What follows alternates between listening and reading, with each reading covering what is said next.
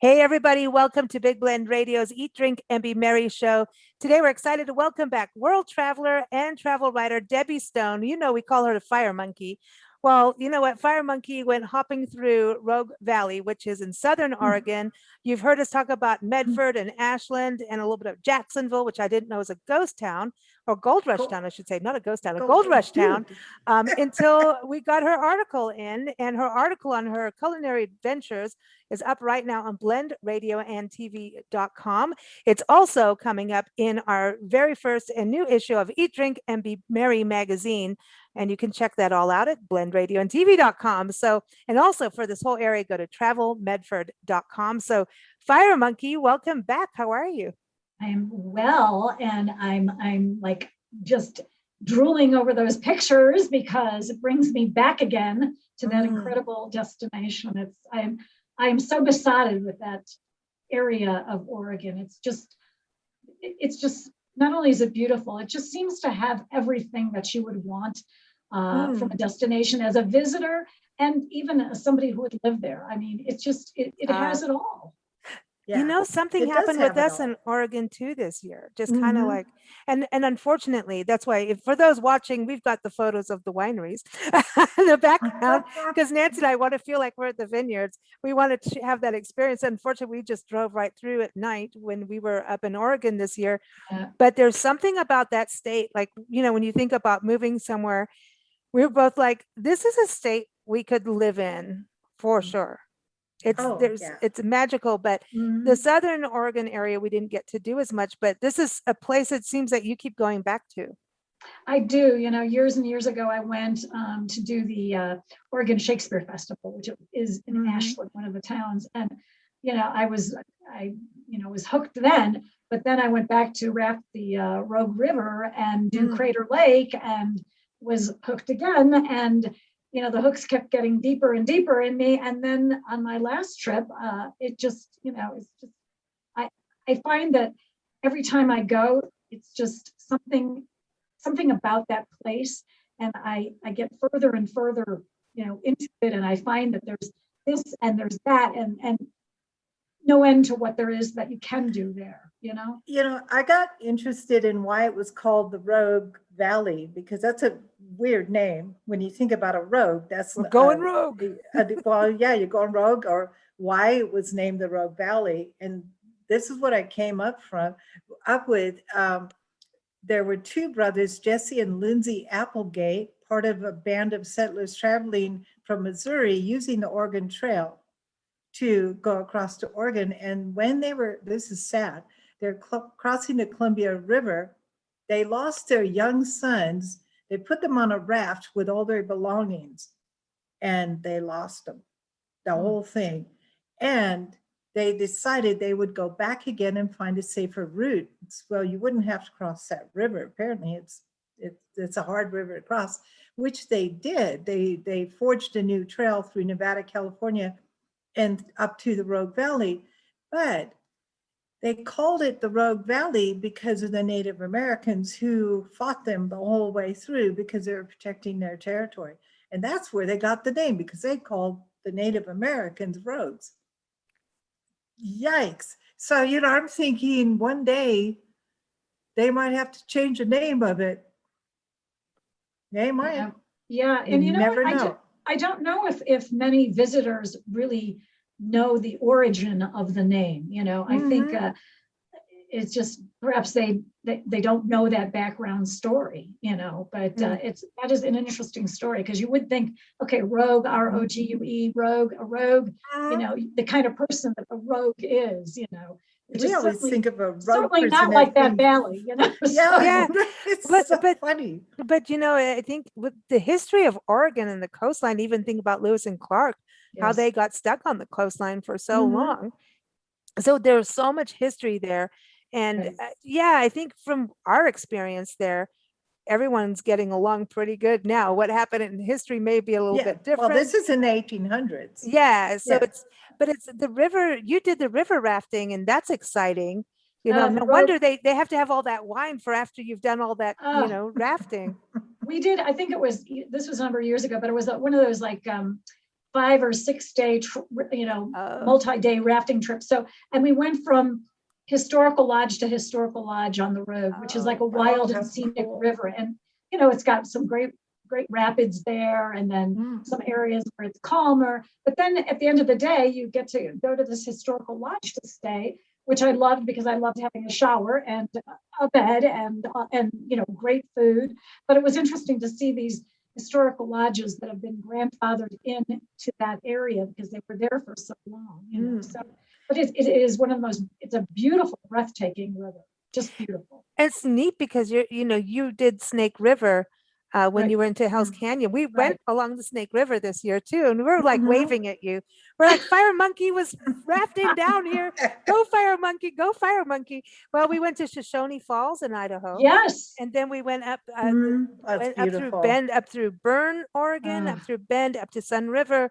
And when you see how those rapids really are, I mean, through that rock and those rapids, I'm like, Debbie's a fire monkey, man. No, I ain't doing that. Well, so can you imagine putting all your belongings and your 2 kids and your children on a raft and crossing any of that? Yeah. I mean, no. Yeah, that's not on that type of river, because it's just. Yeah, they don't call it wild and scenic for nothing, Yeah. Well, yeah, and now today, let's talk about those. Nancy bring up this history of put your kids on there and hope all goes well. Yeah, but if you think, I know it's like, but what do you do? Am I allowed to say cojones? But they had them. I'm sorry, but I think they did. Were, I mean, I think that's survival. But now here we are as travelers and outdoor recreationists, and we're like, we want to do this for fun. But it's a whole different experience. Like you're saying, you're going to historic lodges. You can go wine tasting, so it's this whole different, but I like what Nancy brings up because I think it is important to understand that sense of place of how things, how things get named. Yeah, how things get named. Who was there before you? Like I always think like whenever we step somewhere on a riverbank, I always think like, who has stepped on this riverbank like 100 years ago? And somebody did while they were contemplating or fishing or getting into a raft. And I think that makes it an experience. You have just more appreciation, for humanity and what humanity has gone through too. So I think it's interesting, but go ahead. Sorry, Nancy. I was going to say, but plus when we're driving into new cities, here's things like if there's streets that have real streets names, like they're named after somebody historic, they're just given a real name. What's really irritating is in the city center, half the streets are first, second, third, fourth place, and the other ones are first, second, third, fourth avenue. So you're at first and first, or you're at second and second, or first and second. Who's on third base? It's like the cities who name their streets according to history or things that happened in the city, it's way more fun and easier to negotiate than ABC. Like one place we were in, it was A and 1/2, A and 3/4, and then you went to B, and it was B and 1/4, B. Oh my! That's Colorado. Yeah. Really? Yeah, it's about how they settled the land, and then they added another part and of they the plot. And so there's historic reasons for how things are named. So I when I hear a name, I get interested. Well, why was Rogue Valley named that? So I look it up, and I mean, it's easier when it's got a real name. As like, look up why was First Street named First Street? Well, maybe it was the first street.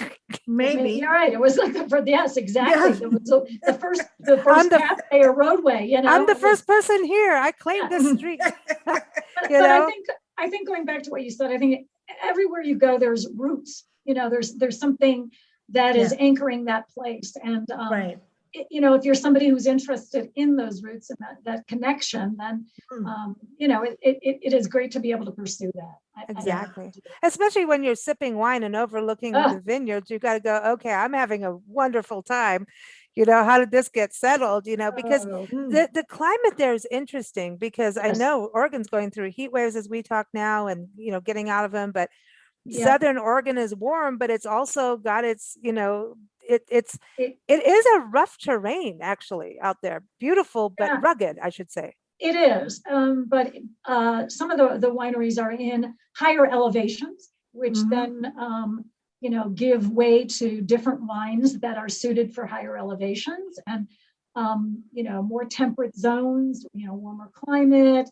So that's why they have those 4 distinct wine areas, which people, there's all these wine trails through Southern Oregon and through the Rogue Valley, and you can choose, whichever, trail or go vineyard hopping on the back roads, and but they're each, you're going to find different wines in the different distinctive regions. And so, people can say, well, gee, I'm really a Chardonnay person, or I'm really, Pinot Noir person, or Merlot, or whatever it is, and they can find out what region maybe, focuses on that particular kind of wine, So, but the wineries, to me, and the picture that you're at is Irvine and Roberts, which is in Ashland, another one of the towns in the Rogue Valley. But they're known for their Pinot Noirs, and they're now also going to be known. I think it's getting more and more known as their Chardonnays as well. But to me, even if you're not a wine dedicated person, or like you don't know a lot about wine, and a lot of people are saying, oh, the Rogue Valley wine. And yes, it is a lot about wine. 150 wineries. Yes, but to me, it's like just being able to go and see these vineyards and these wineries in these unique, beautiful settings is, to me, even if you don't, like I said, even if wine's not your thing, it's the scenery. It's just so magical, these places and these lovely tasting rooms. And like I said, you could toss a stone and it would hit a winery, a tasting room, a vineyard, whatever it is. There's so many of them throughout that valley, and they're all unique and special, and they offer exactly. That's what's so much fun about wine is it tastes different, from place to place, even if they're only 20 miles away. These grapes are up this little hill. These grapes are down in the valley. They're in the same region, but they taste completely different. And I mean, how many drinks do that? Yeah, no, and I'm not somebody who has a great command of wine vocabulary either, but no, I just drink it. I enjoy the experience of trying it and maybe learning a little bit about it, or just, saying, oh, I like that one more than that one, or, whatever it is. To me, it's just, it is the total experience of being in this setting, having wine, and it's like a big sensory feast for you. Yeah, you get to learn about agriculture too, and yes, and going to the tasting rooms to me is really important, because you can see the setting, and if you're lucky, you talk to the tasting room manager, or maybe whoever's pouring, really, they know what's going on, and you get to understand the story of how this wine is created. And each glass, by the time wine, it's when it's gone, and that's the thing. It's not like, here we're being like a here's your chain burger. I'm trying to behave myself. You know what I mean? So here's here's your whatever brand on your plate that everybody knows, and it doesn't stay the same. I mean, it does stay the same, but it's not. This is something really, really special and unique. It's an art to me. Winemaking, brewery, craft beers, I mean, culinary arts for a reason, right? Because it is crafting something, and each time it's going to be different, and that is magical and fun. So sounds like you had a wonderful time. But I want to bring up the bed and breakfast that you were staying in. Now, Orchard, because you were talking about the murals in downtown Medford, the art scene. But it seems to me that what you're doing now, in regard what you experience, is like, this is an Orchard bed and breakfast, but you've also, this area, it reminds me of that this area is also about orchards. It's not just vineyards, but orchards. The mural that you saw downtown was about the orchards too. It's about, you know, the pears, the apples, and, you know, this abundance, this wonderful basket, you know, a bountiful basket of food and produce. But the orchard home is, I felt like it was a true oasis. You know, because of it, it had these gardens, and these fountains, and orchards, and flowers, and there's only 2 suites at the place. So it's a very private experience. There's a king suite and a queen suite, and you know, it's to me it was something really very special, very unique. The owners were extremely hospitable, very interesting people. Obviously, a labor of love for them. They also do a lot of weddings because the property is just so suited for that. That, you know, they have this gazebo, and it's set up for that there. But they really have established and created such a nice home away from home, you know. I love that. I think that's something we found, you know, over the last pandemic here. You know, we went to a lot of bed and breakfasts. Everyone, you'll see that in our upcoming issue of Vacation Station magazine, where I think we're going to do our final one for this feature in a couple of days. I think we're almost at 30 bed and breakfasts. Oh my gosh. And well, it's over the last 2 years, I should say. But it's something, you know, the bed and breakfast day has changed over the years, and we're seeing younger people go there. It's not like, you know, I don't want to say this wrong, but it's not like going to grandma's house and don't knock over the antique or don't spill your red wine on the doily. It's not the same. Yeah, you know, some have them, but it's really, a lot of them are doing so much about the heritage of the building, the gardens. They know everybody. They are very careful about how you're staying with sanitization because of COVID. Right. So I'm really glad you got that experience there with the B&Bs. I think for me, I really like staying at a place that has something unique about it. You know, there's nothing wrong with chain hotels and properties like that. But whenever I go somewhere, I really try, I think, to find a more interesting place to stay. You know, everyone always says, "Oh, it's just a bed," that, you know, kind of thing. But no, it's not. It really isn't. And you can make it something very special. You know, to be able to sit down with the owners for breakfast and have a wonderful homemade breakfast there, and have somebody who is very vested in the area and knows a lot, and to be able to have a wonderful discussion with them about the area, to pick their brains about that, you know, about the area. So to me, it is a way to complete your vacation, your trip. I know it is. That's what we thought. We've become friends with them. You know, there's B&B people I text and Facebook message all the. I mean, it's just they become, you know, really good friends, and you really get to know hidden gems of the area. Well, and a lot of times the houses that become a B&B have a great history, and we've seen that a lot of them were owned by doctors. Interesting. So it is interesting, you know, and they become B&Bs because the doctors used to add rooms, and actually use their home as part of their doctor's offices. Right. And yeah, so it's interesting, and some of the street names, like what was the one that we stayed at, was on Wealthy Street. We stayed on Silk Street or something, Millionaires Row. Millionaires Row. Yeah, there's all Millionaires Road. That was all doctors. Yeah, doctors, and we've stayed on some, just a lot of these wealthy people at the time of the beginning, the founding of the town, and oftentimes these mansions were the first place that had running water and heat, electricity. Some of them are all about, you know, one that we stayed in Arkansas, Tiffany's Bed and Breakfast. They're on 60 acres of forest land, but on their property is the mine. They're in a town called Bismarck, but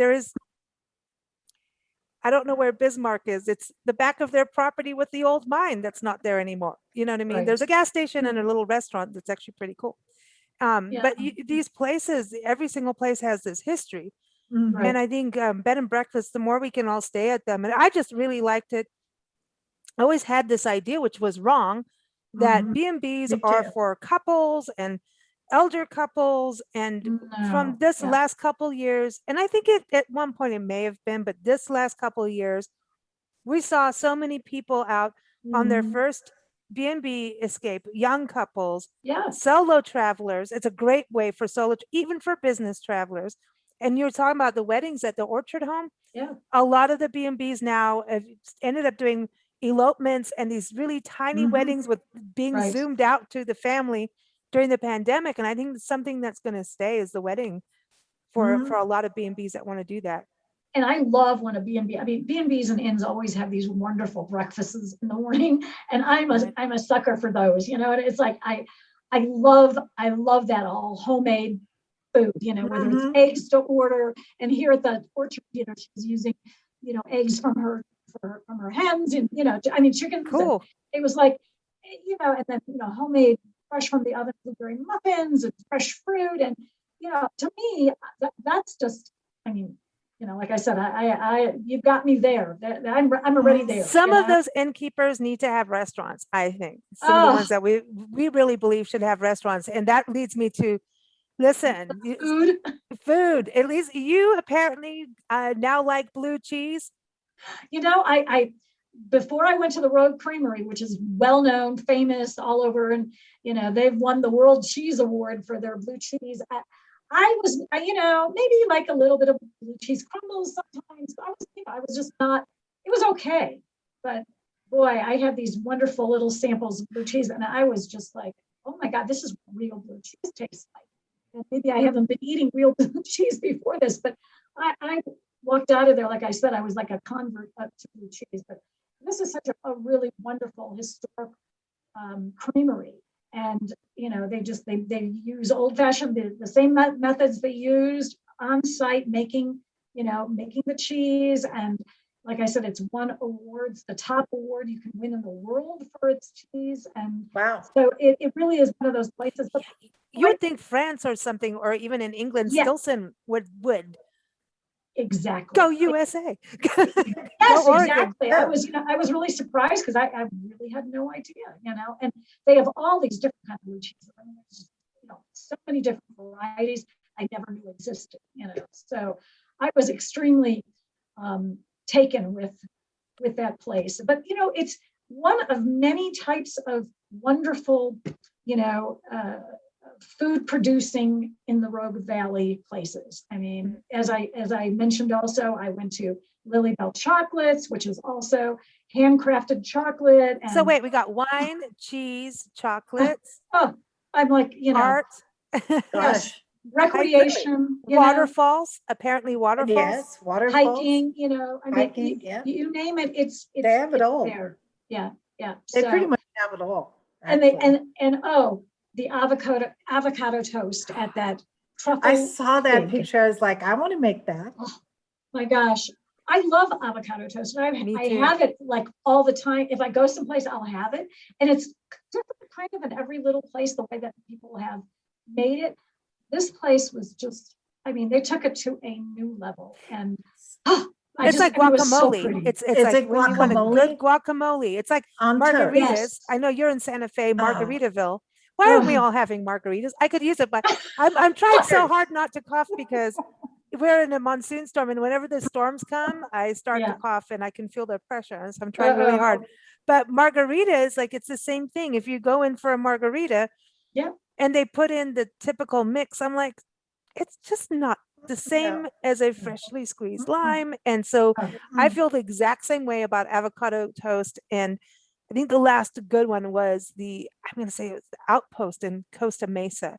And that's the thing about traveling and going back east. I was paranoid. Other than Florida, I knew I could get avocados, but I live on avocados. Like Yeah, that is, yeah. if you take avocado, that's like saying I can Ugh. never have wine again. I'm like, no. So when you can find avocados, and then you can find really good avocado toast, you scored. And wine, Yeah. and chocolate, and wine and cheese and chocolate. You know, I mean, it's like you know, it just was the abundance of really good food, and they have lots of wonderful good restaurants and, you know, cafes and bistros. And you know, it's like I said, if you're a foodie, you'll love it. If you like wine, you'll love it. If you are somebody who loves the outdoors, you're going to love it. And if you're somebody who likes the arts, you're also going to. So I want to just list out here. I'm going into your article now, and you're talking about the restaurants. You had Over Easy, truffle, is it Truffle Pig? I like that. Yeah, And the then- truffle pig was the avocado toast, right? Okay, that's the avocado toast, yeah. the Pomodori Bistro and Yeah. Porters. Yes. Oh, so I want to give them shout outs. We got to support all our small, places, after Right. COVID, restaurants Absolutely. need their help. And the other thing we cannot forget, because this apparently, of all the interviews we've done over the years about this region, the Harry and David store, like people drive just for the Harry and David store.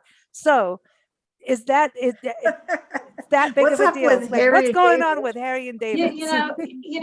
Over the years, I've bought things that I've sent to people, or people have sent me Harry and David boxes with fruit and, all specialty foods. Oh, cool. And so, Medford right there is their, home base, so to speak. So you could go to the store and, it's chock full of everything. All the everything you know. salamis Yes, and all the everything. cheeses and the largest wine selection in the state, from what I Oh, understand. wow. It's- Well, I'm there. I'm there. Wow.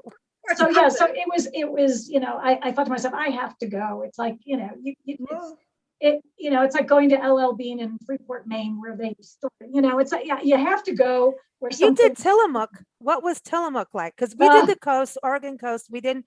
And when we post our stuff, we're going to link everyone to your article, because we didn't have the time you spent. Tillamook? We had 5 hours on the Oregon coast. You can't do that as much. No, that's criminal. You have to go back, Yeah. but Tillamook is another dairy delight, and it's cheese, and it's, their ice cream is to die for, and it's one of those places, and you could go walk through, and it's a self-guided kind of, tour to see how they make things, their cheese and everything. And it's, to me, if I tell people, if they're going to the Oregon coast and they're in that area of like the Cannon Beach area or whatever, or Manzanita, just go a little bit further south down the coast to Tillamook and make that your stop. It's So that's when you were at the Rogue Creamery cheese shop. You talked about now when you go back, you want to go see robotic cows.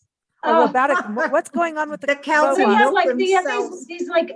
these two robotic, whatever they are, the machines, whatever it is, the cows milk themselves basically. They go in, and then these robotic things will milk them, and so that people don't need to go in and have to milk them. So the cows just do it themselves. We heard a little bit about this when we were in Tulare So they this year. walk in and Yep. and they just they attack. They walk into the certain area, and then it just the thing, I guess, it either hooks up. I guess that's what it would do. And how does that happen with an animal? That an animal lets The animal, that happen? yeah, but you know what? The animal does not want to, It needs relief. she wants it out. She's like, I want it out. Just Exactly. like when you're pregnant, it's like, it's time to get out now. So one goes in, one it's goes true. in and feels relief and goes back and tells the rest of the herd, hey, come on. This feels good. Going for some release, but okay. So when we were in Tulare, we went to the Ag Ventures Museum, and they were showing this kind of thing. And they were saying that people don't realize how technical farming has gotten, and and it helps save water. But I didn't know it would help, It's like a cow massage. it would help the udders. Let's just put it that way. Help the udders. We all Yes. need to apparently go experience the Oh my gosh, I'm the gonna robotic- get a t-shirt. Udder massagers. They named them, was it Charlie and Matilda? Oh, the Charlie? robotic Charlie? Matilda. What the heck? Yeah, Oh, so yeah. they can, Yeah. okay, so you could line up if you want to. Okay, Nancy, don't go there. Don't go there. Don't go there. Okay. Don't go there, Nancy. Don't go there. Not going there. Charlie, well, was maybe they go by Charlie's- different vibrations. Okay, wait. Is No, no, Charlie's no. lines longer than? I don't Oh, know. Who's gosh. got? That's what I was saying. But you never know. I mean, it could be No, a you different don't. feeling You for don't. depending on the age. Okay, Could be You've a now- bigger I'm calling my vibration cat- than the my cow other friends. one. I'm calling my cow friends. Debbie, I'm calling you when we do a dairy follow up. We're gonna Okay. do. We're I gonna want to find know. out. Yep. which is I have most the contacts for popular. this. I have the contacts. We're going to have a conversation about cow milking of today. We're gonna find out how they, Yep, because if the yep. cows just go in, they know, it's like I want to, and I bet you they get to eat too. I bet you there's food in there. You know, They're like, I want this. But apparently it made really good cheese. So, you know what, they make great cheese. Their herd is supposedly, that's why I want to go and see it. I really you want would to like see to see it. do they I let want to see people how do that or just the media? Yes. In fact, you can go to, it's the town of Grants Pass, which is Okay. in the Rogue Valley, and you can go to the actual, farm creamery, and there's actually also a farm stand there, which they also serve, from what I understand, the best grilled cheeses. Ooh, I'm in. Which I'm in is totally. Yeah, So, totally. So, anyway, So this, you are really going back here. You know you're going back now, right? Just because of the cow udders. Yeah. I have to go. Well, I have to go meet Charlie. Well, also this is the other thing I want to touch on. Of course, there's Crater Lake. You went to some of the outdoor things, and Right. So tell us about that, because you didn't do Crater Lake this time, but you did get out to some waterfalls and some other hiking experiences that we haven't talked about too much on our shows yet. Right. Well, I mentioned in there, if people are first timers, and Crater Lake is a real must. It's just an incredible national park and an incredible place. Sure. And then the Rogue River, people get on the road somehow, whether you're going to raft it, kayak it, go do jet boat, whatever you're going to do, but fish on it. But there's a lot of wonderful hikes that are just within, an hour's easy time to get there. Table Rocks is close by. You can get some good views of the mountains up there. I saw some wild lilacs on the trail. And then the waterfalls, there's Mill and Bar, and, the Avenue of the Boulders, and and the Natural Bridge, and there's so much there. And I've always, people always kind of imagine, or they think hiking, and they always think of something difficult, I think. Somebody who doesn't do a lot of hiking, they always think, oh, that's just, it's not for me, it's too hard or whatever.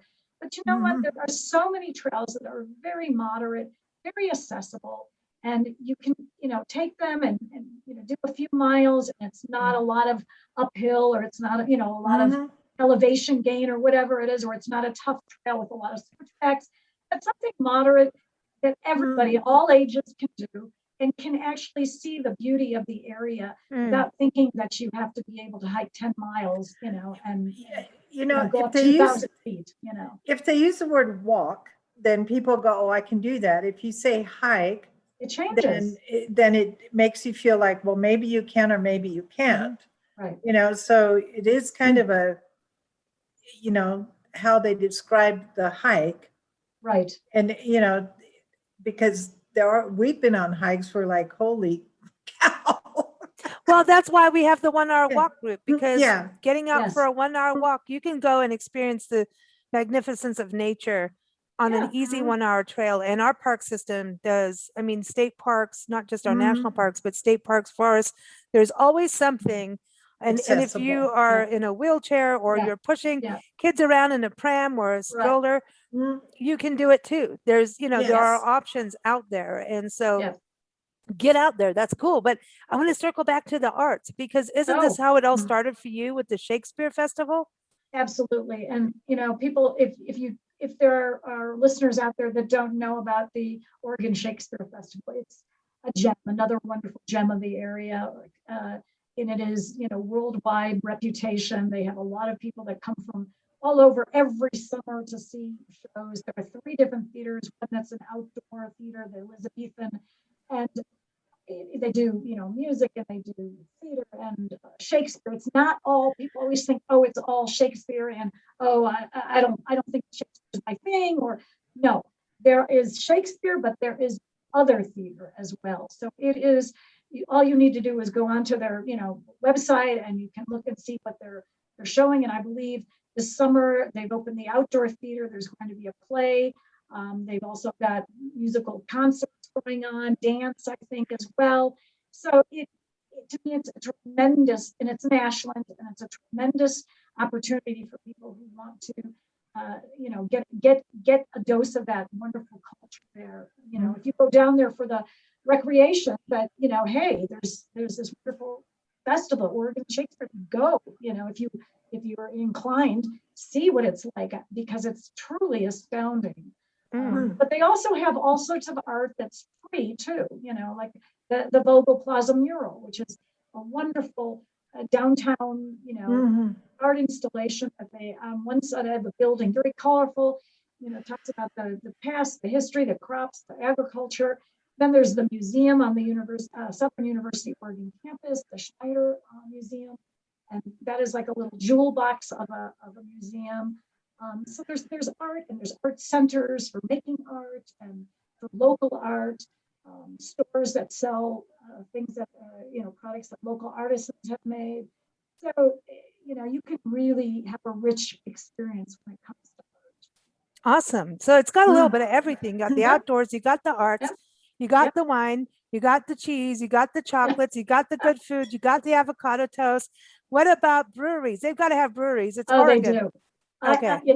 That's another trip down there, but Oregon see, there's a third trip now. Yeah. There's going to be a trip every year. It's just, one of those things, but no, they have a whole craft brewery scene there. Oregon is, big time craft brewery. And so, people who are not wine drinkers, but are beer drinkers, don't let that wine, scene, keep you away, because there's plenty of the beer too. We found that out when we were in McMinnville.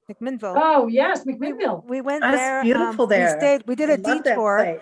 We did a detour. We're like, you know what, we could, and we went and stayed at the bed and breakfast there at Tuscan Estate. Very beautiful. Awesome. And so they tell us, okay, here's the map, turn right, and then you'll be, a couple blocks in the downtown. Right. Well, I went to the wrong door to turn right, and we ended up walking on the other side of town, which wasn't bad at all. And all of a sudden it started raining, and they gave us umbrellas. They have like a whole umbrella stand as you walk out.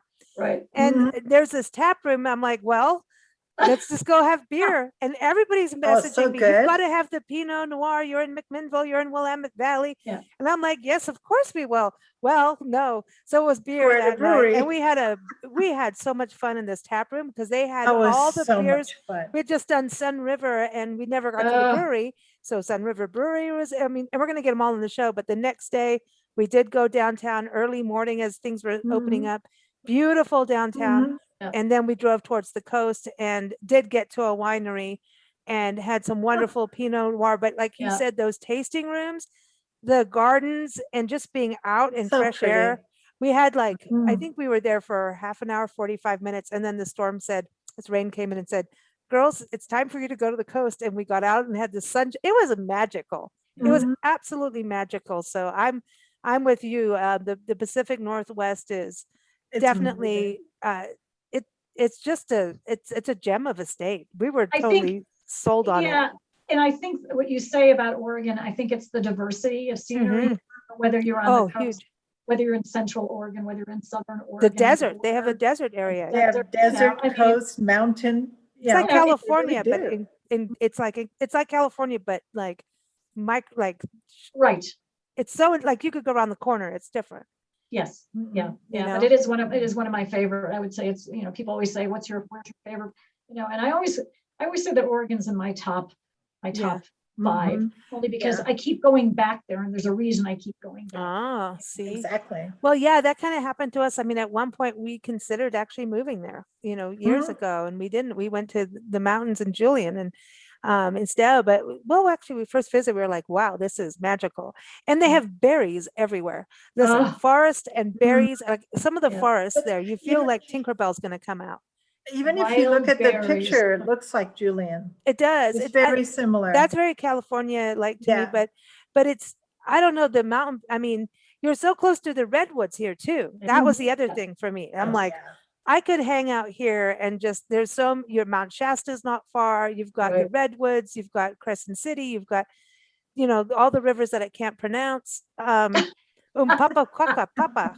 There's the umpapa. Umpapa? Yeah, the umpapa. Umpapa. Oh, the umpapa, yes. You know what I mean? Yes. We did that, and we went elk viewing. We went from the coast, and then I think there was a town, Rockport, Roosevelt, and we followed the river to an elk refuge area where you can watch elk. And then, awesome. It was just, no, it's magical. It's magical. But where's your next destination? We've got all these stories coming in. You've been busy. I've been very busy, because then I was up in the Washington State area, and hope to talk to you sometime about the Pike Place Market. Yes, yes. Okay. And the food there, and how incredible that is with the local seasonal organic purveyors, all the wonderful for that market. So yeah, I was there, and then the Olympic Sculpture Park in Seattle, and Oh, then wow. I was Yeah. down in California to do the by Pebble Beach to do that 17-mile drive. Yes, that story is up on blendradioandtv.com now, and you'll be able to see that in Vacation Station magazine. That's awesome. That drive, we haven't done that for like 20 years, I think, 15, it was 20 yeah, years. I hadn't done it in so long, and we were there, and we were visiting our son and daughter-in-law before that in the LA area, and then we went up the coast, and I hadn't been to that Monterey Carmel in a while, which I love that area. It's so beautiful. And I didn't realize all the history attached to it. That's what I like about your story. That history of it is like, wow. Yeah, it's one of those things, once again, if you don't if you're interested in knowing, it's like, how did that all begin? How did that start? Why? Who, what, where? So, yeah, exactly. But in August, I will be in Illinois, and I'm going to be doing a story on the land of Lincoln down in Springfield. Oh, cool. Oh, awesome. So glad. Yes. Cool. Yeah, Yes. yeah. And Listen, Illinois is a beautiful, well, it's your home state. It is beautiful. Nancy and I had the opportunity to drive through it in the snow. And we went, listen, there's a place, Champagne Forest or something, Champagne, there's Champagne. All I know is there was champagne, but there was this forest area, and it was just magical. There was like snow that I've never, listen, it was cold. But it is very cold. But it was magical, the trees. I mean, this was this, and there was covered bridges and the water. The parks in Illinois, we watched seagulls in the snow. Like, come on, this was beautiful. So, but we kept seeing signs for Springfield, and I'm interested in that because of Lincoln's history is so fascinating. There's so much down there, and it's been probably 30 years since I've been, more than that probably, and so I'm going back to Chicago for some family stuff. I also want to go to do a story on the Chicago Botanical Gardens. Oh, wonderful. Yeah. Wonderful. So, but then we're gonna go down to Springfield, a couple hours away, and do the whole Lincoln thing. Plus, there's a whole Route 66 thing down there as well. Right. That's right. I keep forgetting about that too. Yeah. So there's a lot to be explored down there. Well, just before we sign off here, Route 66, we were actually on our way to Albuquerque again. We were you're in Santa Fe and Route 66, and we did a lot of Route 66 this year, parts that we've done like years and years ago. And we're seeing, especially in Albuquerque, that the motels are popping back up, and there's a resurgence of them across, the route as much as we've done. Right. So I'm hoping when you get there that you see that too in Chicago area with those. I love these old school motels coming back up. It's exciting. I love that. I love that whole kind of retro feel to like in Palm Springs. There's a whole retro feel with some of the hotels there. That's to me, it's once again, it's like a place that's got character, a place that's got interesting roots to it. Exactly. No, I'm looking forward to that. It'll be a good trip. So you ladies are heading where after this? Well, we leave. I mean, as this airs, everybody will be our last day in Prescott, and we're recording it the night before. So there you go. We're fresh. Anyway, so we go to Albuquerque over 4th of July. You're Albuquerque? We're going to Albuquerque. Right now we're in Prescott, Arizona, and then we go to Albuquerque. Oh my gosh. And then we go from Albuquerque. We're just like there for a few nights. And then we go to Silver City, New Mexico, which we haven't been to for a while. We're going to be there for a couple nights at Bear Mountain Lodge. We're going to be doing bed and breakfast and seeing our good friend Victoria Chick, the artist. And I think you guys might have been on a show together. I'm not sure, but and then from there we drive across back to, and then we go back east. This would be the 4th time we've crossed the country this year. I know. So we're going to be in the Panhandle, Florida Panhandle. Then the rest of the month we are in Dallas and Austin, Texas until mid-August. And then we go play with turkeys in North Carolina. That's going to be Can't wait. Everybody will have a report on that later, but apparently Nancy will be playing with over 50 turkeys on a farm. So you're Well, you're going to have to video when I do the turkey call to see if they Yeah. come. If they Oh, yeah, don't come, Nancy- I'm going to be so disappointed. Nancy's You'll the just have to chicken change lady. your call, Nancy. Just I change the know. call. You know, Nancy is the chicken lady. Even in Kenya, they would Oh my call her gosh. Maganga, which is like the witch doctor. A Wewa white Maganga. witch. She would because come, huh? She would just Yeah. look at a chicken or go bak bak. They would all come. And then they would come. And We they were- thought I was stealing their chickens. And I Yeah. was just talking to them. No, it's we were just in Visalia, much California, trouble. and Mooney Park is one of these really Uh. old historical parks, but beautiful gardens and water and ducks and everything. We went around the corner to get this statue photo. And then it's kind of on the one side is neighborhoods, and all of a sudden there's all these peacocks, and they're all Oh my showing gosh. themselves and doing their thing, spreading their wings and going yippee. Yeah. And so I stopped the car. Nancy opens the door, literally, and I have photos They to all- prove this. I will send this to you. I wish I should just put it up on the screen. All It's these funny. chickens come running to Nancy's car door, and peacocks.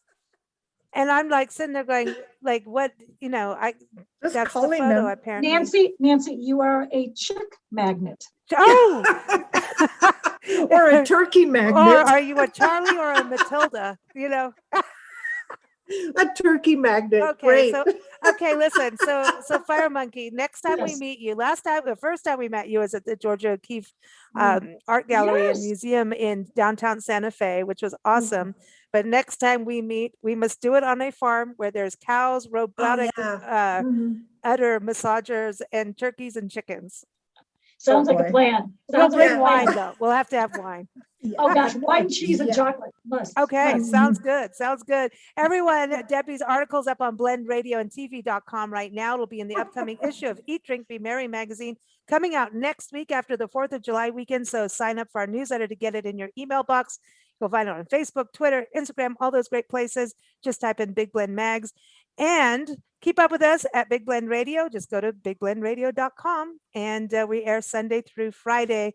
But now we may have another show thing that we're doing. So it might be Saturday time soon. Who knows? But let's get all these new magazines out first. All right. Thanks, Yes. everybody. And thank you, Fire Thank Monkey. you.